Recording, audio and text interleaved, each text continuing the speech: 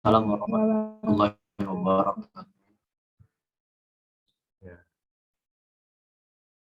Jadi hari ini kita akan melanjutkan tentang bagaimana penilaian pengguna ya.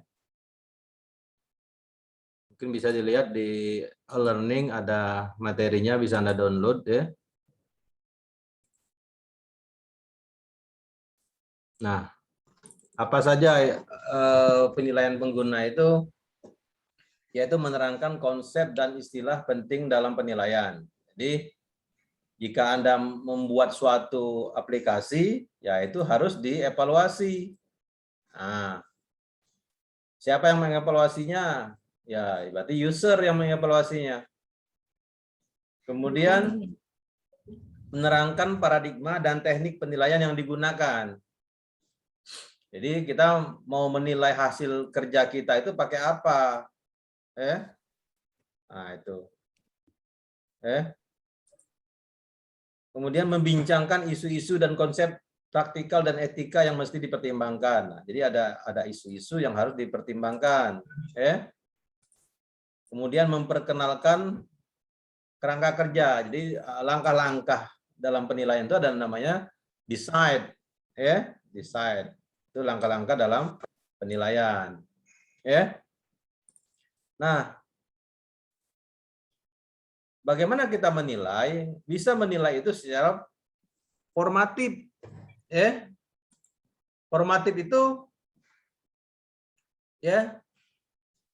dilakukan pada waktu yang berbeda-beda.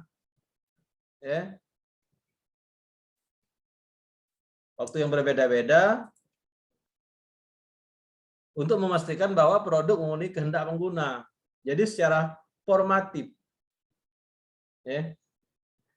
Jadi sifatnya itu adalah semua orang diminta pendapatnya. Nah, itu. Kalau sumatif itu dia secara kualitas. Jadi hasil akhir. Di hasil akhirnya saja yang dicek. Tapi kalau formatif itu dia tahap bertahap. Jadi menilai apa yang kita buat itu secara bertahap. Itu namanya formatif. Nah, kalau sumatif itu menilai suatu hasil pekerjaan itu di akhir saja. Jadi produk akhirnya baru dinilai. Nah, dalam interaksi manusia dan komputer itu yang kita nilai adalah formatif. Jadi kita menilai setiap tahap. Setiap tahap itu kita nilai. Nah, apa yang kita nilai? Adalah rekayasa.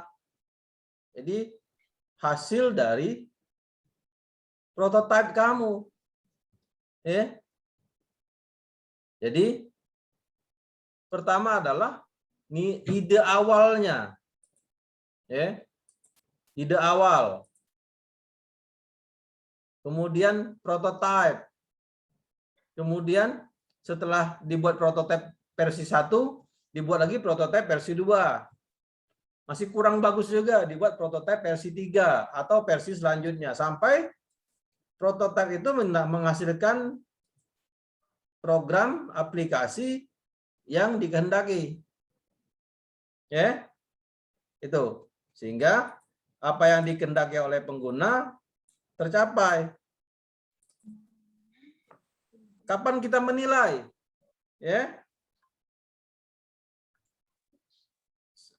Kalau dia formatif tadi, berarti menilainya sepanjang masa atau sepanjang proses. Tidak hanya sekali. Setiap proses itu dilakukan penilaian.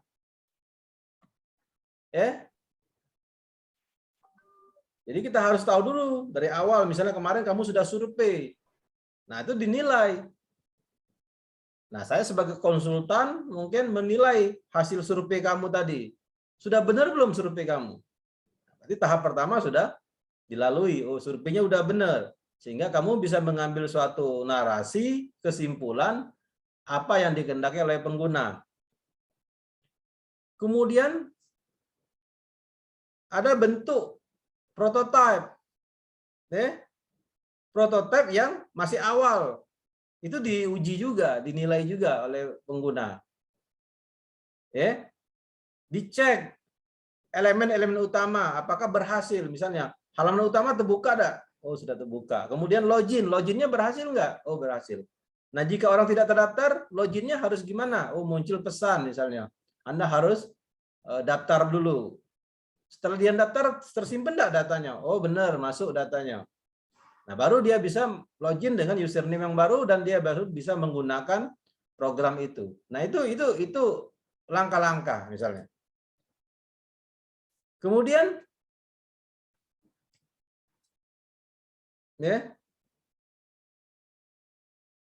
bisa saja kita menilai itu secara tak tersirat, eksplisit, atau menilai itu secara tersirat atau implisit.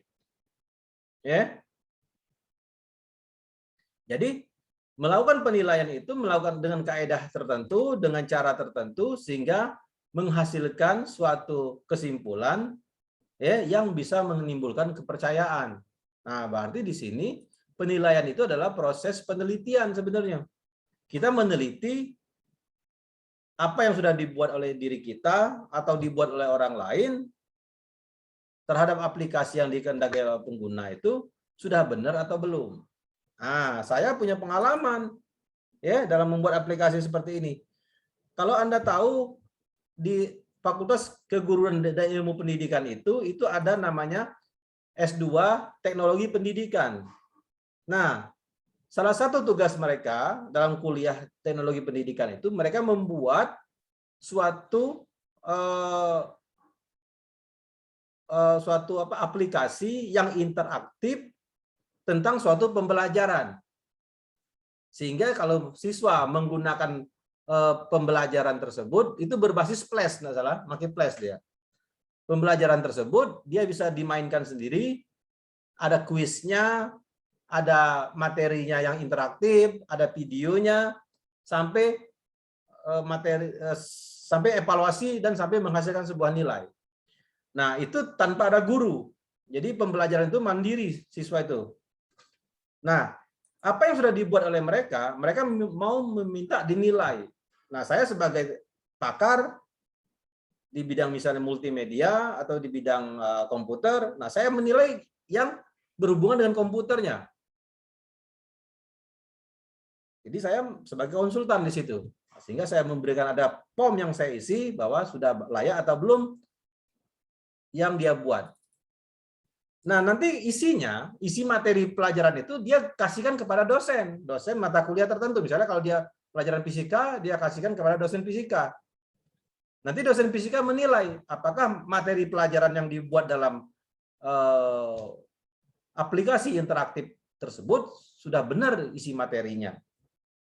Nah, itulah salah satu pengalaman saya melakukan penilaian terhadap aplikasi yang dibuat. Jadi beberapa anak magister teknologi pendidikan itu pernah saya lakukan penilaian hasil dari tugas mereka. Itu. Nah, bagaimana kita melakukan penilaian terhadap yang kita buat? Jadi kita lakukan terhadap orang yang akan menggunakan aplikasi kita. Jadi kajian pengguna, user study. Jadi kita melibatkan calon-calon pemakai aplikasi kita untuk menilai apa yang kita buat. Sehingga kita mendapatkan umpan balik. Kalau ada kesalahan, kekurangan kita perbaiki. Nah, seperti itu. Nah, ada 4 jenis cara menilai. Pertama, ada yang menilai dengan cepat, tapi hasilnya tidak bagus. Quick and dirty. Ada juga menilai usability, menilai secara kebolehgunaan. Atau melakukan field study, studi lapangan.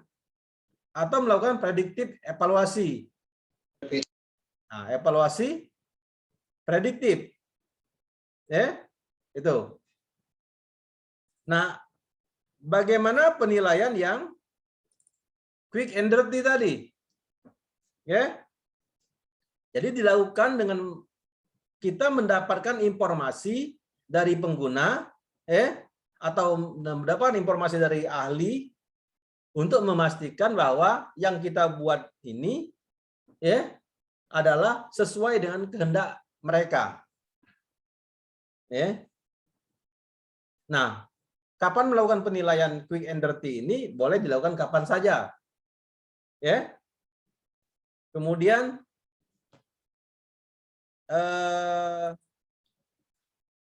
inputnya itu adalah mungkin pertanyaan-pertanyaan yang dia jawab, atau suatu penilaian yang dia hasilkan, tapi tidak didokumentasikan.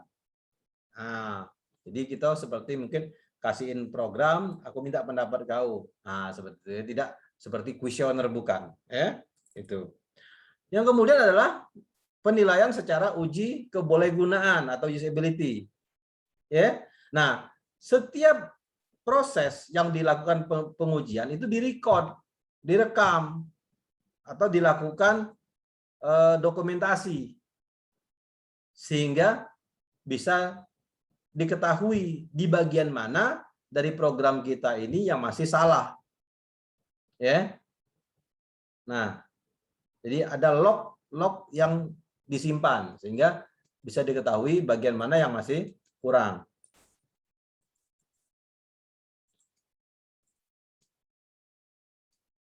Datanya itu kita olah nanti sehingga kita bisa tahu mana kekurangan kita, mana kelebihan kita. Jadi melakukan kuesioner sehingga kita mendapatkan kesimpulan nanti hasil pengolahan data kita bahwa apakah yang dibuat ini sudah memuaskan pengguna, sudah dapat membantu keinginan pengguna, atau masih belum. Nah, ada lagi yang namanya field study, kajian lapangan. Jadi kajian lapangan itu dilakukan dalam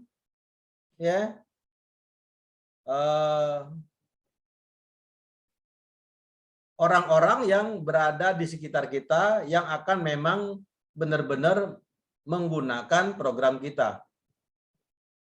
Sehingga informasi yang didapat itu akan memahami.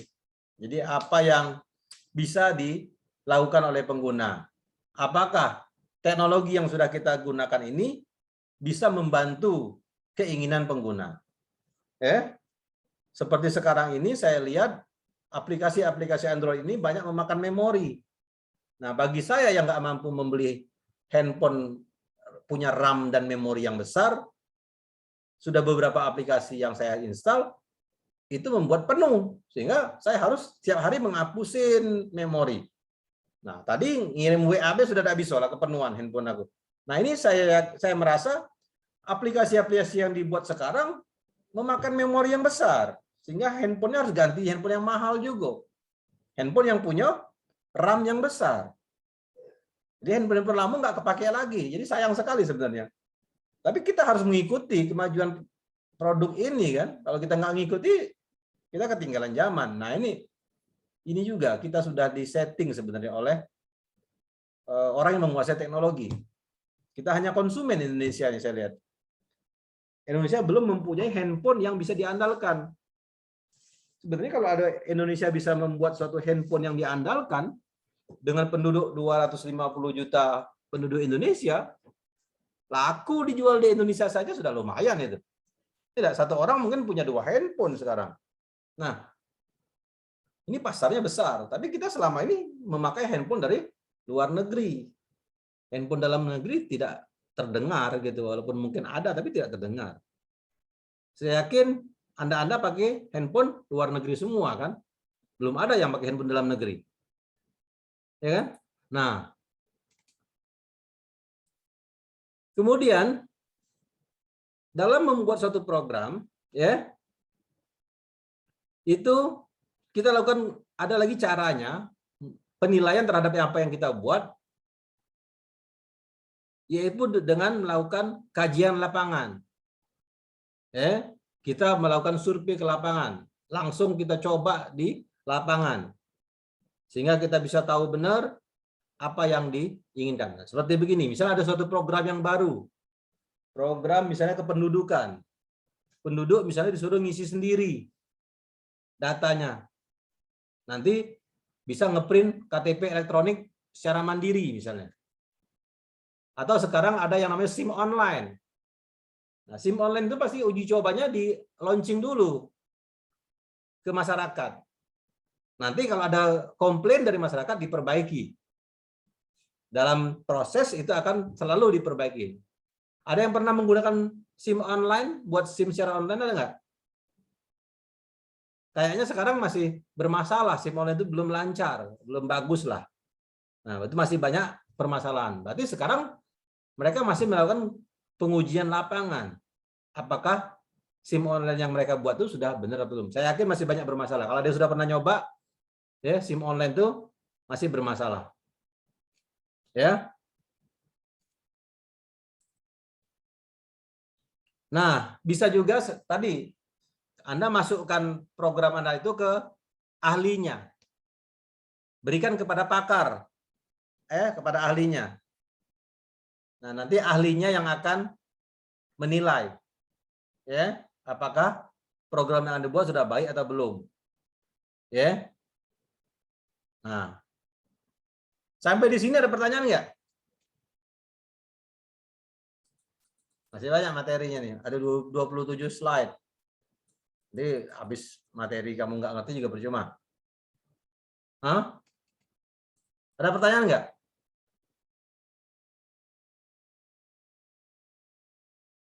Nah, jadi kalau penilaian pakar itu mungkin hanya 1-2 orang saja, sehingga waktunya lebih cepat dan biayanya lebih murah dibandingkan kalau Anda melakukan penilaian ke lapangan kepada semua pengguna. Itu butuh waktu yang lama dan biaya yang besar. Nah, itu ya. Untuk BRB, kamu membuat program apa ya BRB? Iya, Pak. Program apa yang dibuat? Program tentang cerita rakyat Minang, Pak. Nah, tugas hari ini apa ya yang harus dikumpul? Tugas hari ini Apa tugas kita ini? Ini kumpul? Caturning Anjarwati, kita disuruh tugas apa hari ini? Caturning? Halo, Caturning? Tugas hari ini ya, disuruh ngumpul apa kita? Caturning? iya, Pak. Nah, tugas kita hari ini suruh ngumpul apa, Caturning? Ada tugas kan kita kan? Iya Halo? Pak, maaf Pak, tadi pas Bapak udah ngomongin tugas, saya baru join Pak. Jadi Bukan, tugas hari ini apa yang harus dikumpul? Di e-learning. Ada tugas nggak? belum Ada nggak tugas hari ini? Nia, Anita, ada tugas nggak hari ini? Coba cek di e-learning dulu. Ada nggak tugas hari ini yang harus dikumpul? Bentar, Pak. Hah? Nia, ada nggak? Belum cek, Pak, di learning. Lah, kan minggu lalu disuruh kumpul tugasnya.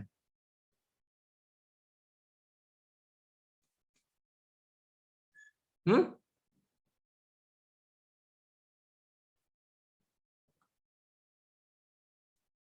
Nah, nggak ada yang ngumpul tugas ya? Izin menjawab, Pak. Nah, silakan. Siapa tuh? Di e-learning nggak ada tugas yang untuk dikumpulkan hari ini, Pak. Nah, minggu lalu dikasih tugas nggak minggu lalu? Nggak ada, Pak. Ah, serius? Saya ngajar apa minggu lalu?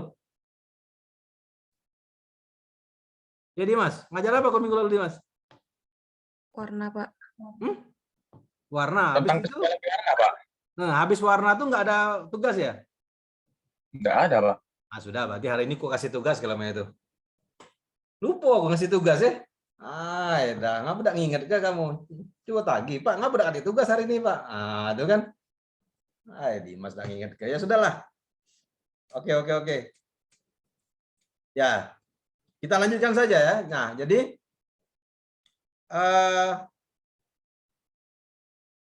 nanti saya lihat dicek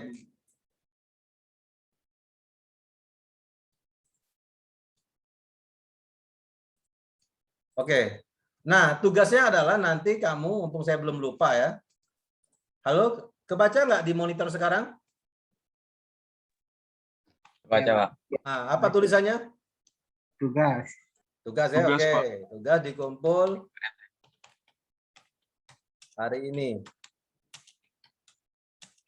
Tugas ya. Nah, tugasnya apa? Membuat rancangan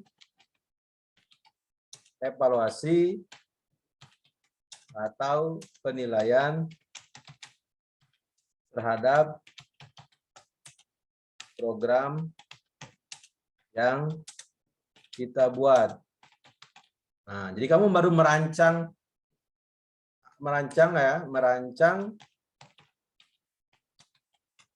ya pertanyaan-pertanyaan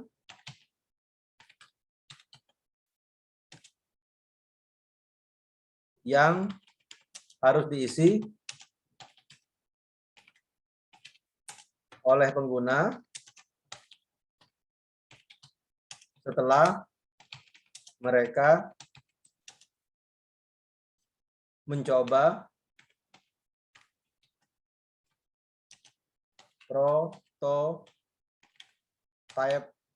aplikasi yang Anda buat sesuai tugas masing-masing. Ya, jadi suruh dia coba dulu aplikasinya. Nanti ada sejumlah pertanyaan yang harus dia jawab sehingga Anda dapat mengambil kesimpulan terhadap hasil prototype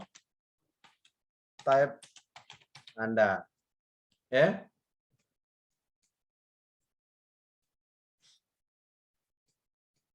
Ada pertanyaan untuk tugas hari ini? Tugasnya hari ini saya minta dikumpul karena Anda cuma merancang pertanyaan-pertanyaan, belum menguji ke pengguna. Baru nah, aku ada program ini kau mainkan dulu. Setelah kau mainkan, kau jawab pertanyaan-pertanyaan aku ini. Nah, ada pertanyaan nggak masalah tugas ini? Pak, Paham nggak? Izin bertanya, Pak. Nah, silakan.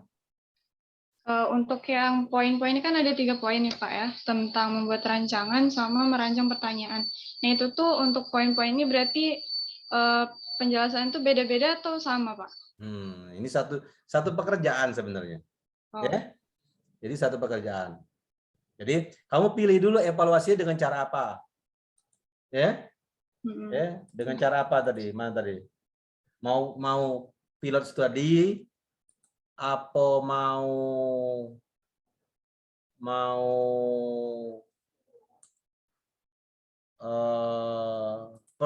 peramalan, ya? Atau mau kajian lapangan, apa mau uji kebolehgunaan, atau mau jangan quick and dirty, janganlah.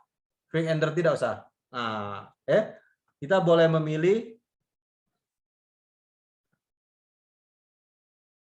di antara ini ya. Kita boleh memilih uji kebolehgunaan, kajian lapangan, ya, penilaian ramalan, sama satu lagi pilot study. Nah, itu yang boleh kamu pilih. Nah, itu berarti yang nomor 1. Kamu memilih dulu, nak milih apa? Ya kan? Seandainya Anda memilih misalnya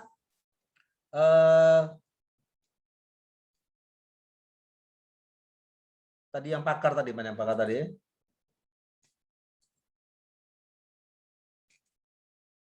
Mana yang pakar tadi? Misalnya ini, misalnya Anda memilih dinilai oleh seorang pakar, berarti Anda memilih penilaian ramalan. Nah, cari teknik penilaian ramalan itu seperti apa? Oke. Berarti Anda menghubungi pakarnya dulu. Nah, itu. Kemudian setelah Anda memilih tekniknya itu, baru Anda membuat pertanyaan apa yang harus dijawab oleh si pakar tadi. Setelah pakar tadi menggunakan program yang Anda buat, dia harus menjawab pertanyaan-pertanyaan itu. Jadi Anda rancang pertanyaannya. Ya. Kemudian setelah itu apa yang kita harapkan? Dari pertanyaan tersebut kita mengharapkan kita akan mengambil kesimpulan. Nah, ini bukan jawaban tugas. Jadi tugas itu hanya 2 ini. Ya. Tugasnya hanya 2 ini. Nah, ini adalah manfaat yang kita harapkan. Wah, Anda dapat nanti mengambil kesimpulan dari hasil tugas. Tapi untuk hari ini, kaget kesimpulan itu pada saat tugas yang akan datang. Sekarang kan baru merancang pertanyaan dulu. Membuat evaluasinya nak milih cara apa. Nah, untuk apa ini? Ya, untuk kaget kamu bisa menghasilkan kesimpulan dari yang kamu buat. Seandainya Anda memilih mana tadi? Nah, uji kebolehgunaan ini, misalnya ini ya. Nah, berarti kan Anda harus merancang dari aplikasi Anda itu ada record-record yang terekam. Nah, ya. Jadi ada record-record yang terekam di aplikasi Anda itu. Ya. Nah, nanti ada soal selidik. Nah, soal selidik itu berarti ada pertanyaan dan jawaban. Sehingga dari pertanyaan jawaban ini akan menghasilkan kepuasan apakah Anda merasa yang dibuat itu sudah memuaskan pengguna. Berarti ini kuesioner atau pertanyaan-pertanyaan yang harus Anda rancang. Kalau Anda memilih uji kebolehgunaan. Itu ada soal selidik, ada pertanyaan-pertanyaan yang harus Anda rancang. Oke. Paham nggak Nurul? Ya, paham, Pak. Yang lain ngerti enggak? Pas- Yang lain paham enggak yang maksud saya? Jadi Anda pilih dulu. Seandainya Anda memilih uji kebolehgunaan, pertanyaan nomor 1. Nomor 2, rancang apa soal-soal yang harus dijawab oleh orang yang sudah menggunakan program Anda. Nah, itu nomor 2. Nomor 3 itu adalah manfaatnya. Manfaatnya untuk apa? Nah, jadi kalau itu sudah selesai, program ini adalah menghasilkan itu.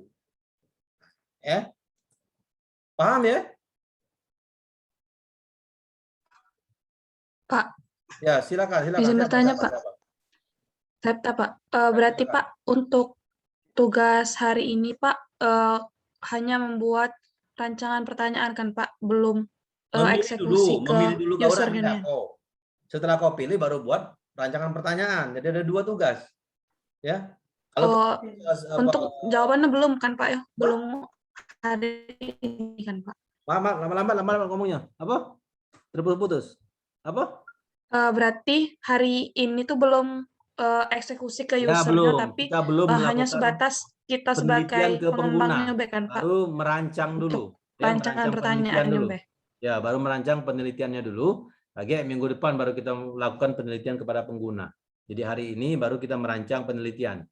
Nah, Anda pelajari aja lah materi saya ini. Bagaimana merancang penelitian. Ya, kaget penelitiannya minggu depan. Oke ya. Nah, kalau ini aku pindah ke pucuk bagi kamu ngerti. Nah, tugas yang dikumpul hari ini juga. Nah, jadi tugas itu manfaatnya adalah mana ngecek ya.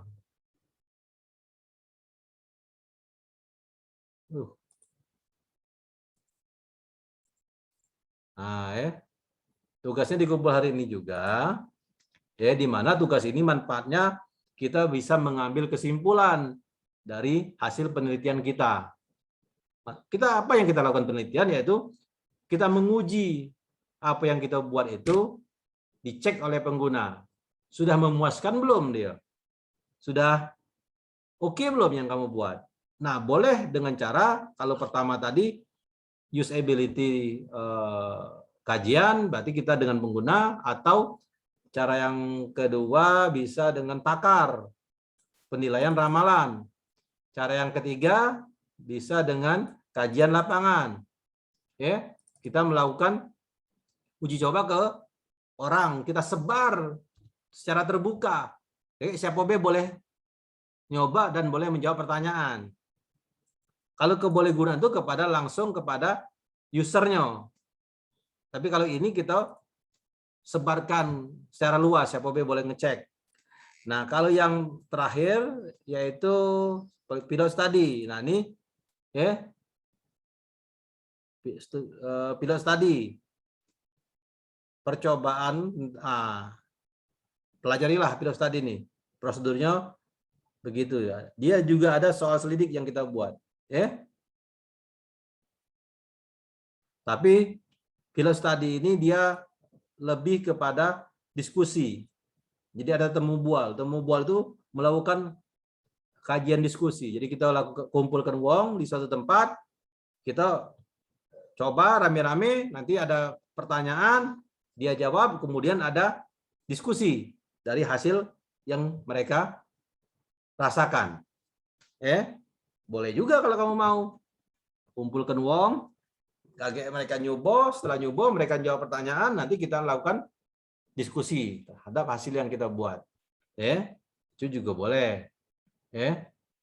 Nah, jadi ada tiga macam lah yang boleh kamu coba. Kamu mau memilih salah satu dari yang teknik pengujian tadi. Oke, ada pertanyaan lagi yang lain? Silakan.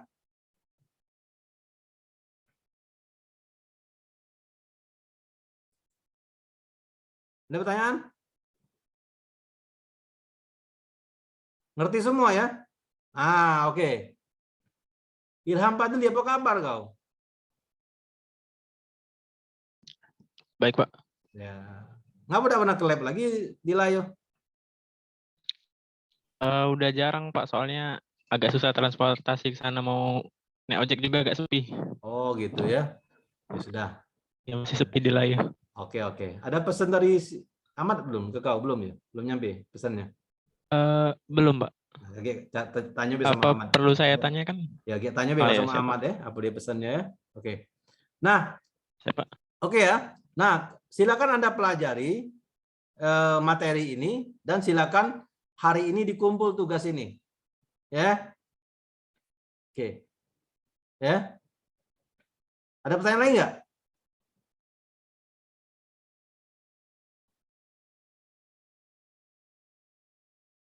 Ada pertanyaan lagi? Denny Sulistyo, ada pertanyaan? Tidak ada, Pak. Tidak ada ya, alhamdulillah.